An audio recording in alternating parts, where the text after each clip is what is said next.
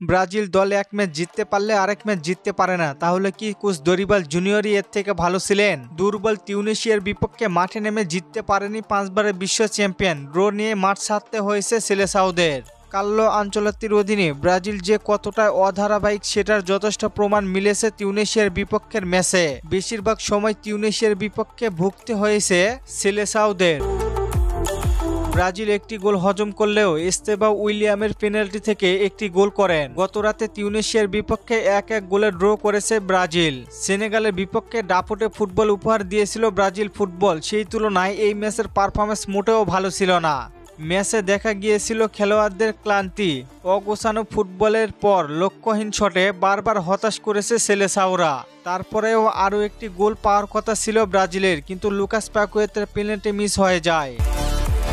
ম্যাচের শুরুর দিকে একপাশে পজিশন ধরে রাখার আধিপত্য দেখালেও আক্রমণগুলো ধারালো ছিল না ব্রাজিলের। 23তম মিনিটে গোল হজম করেছিল ব্রাজিল। পিছিয়ে পড়ার পর তিউনিসিয়ার উপরে ব্রাজিল চাপ বাড়ায়। ভিনিসিয়াস ও রদ্রিগো গোয়েস 38তম মিনিটে রদ্রিগো গোয়েসের দারুণ একটি ফ্রি কিকে কর্নারের বিনিময়ে ঠেকিয়েছে প্রতিপক্ষের গোলকিপার, না হলে তখনই 1-1 গোল হতো। তবে হাফ টাইমের আগে ব্রাজিল তাদের 1-1 গোলে সমতায় ফিরে 44 মিনিটে ব্রাজিল পেয়ে যায় গোল। এস্তেবাও উইলিয়াম ব্রাজিলের হয়ে 6 ম্যাচে 5 গোল করেন। হাফ টাইমের পরে এডার মিলিতাও ইনজুরিতে পড়েছে, যদিও তার ইনজুরি কতটুকু গুরুতর তা জানানো হয়নি। সেনেগালের বিপক্ষে ম্যাচে ব্রাজিল যেমন ফুটবল খেলেছে তার একটিও তিউনিসিয়ার বিপক্ষে খেলতে পারেনি। তাহলে এখন প্রশ্ন, ব্রাজিল কি তাদের আসল রূপে ফিরেছে নাকি ফিরেনি?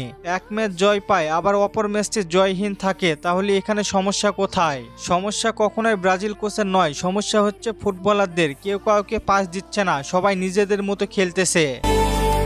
রদ্রিগো গোয়েস বল পাইলে সেই নিজের মতো করে শট নিচ্ছে, এমন করলে কিভাবে হবে? ব্রাজিলের নেইমারকে লাগবে। নেইমার ছাড়া কখনোই ভালো কিছু করতে পারবে না ব্রাজিল ফুটবল।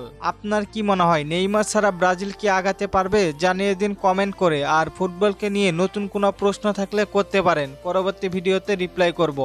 ধন্যবাদ।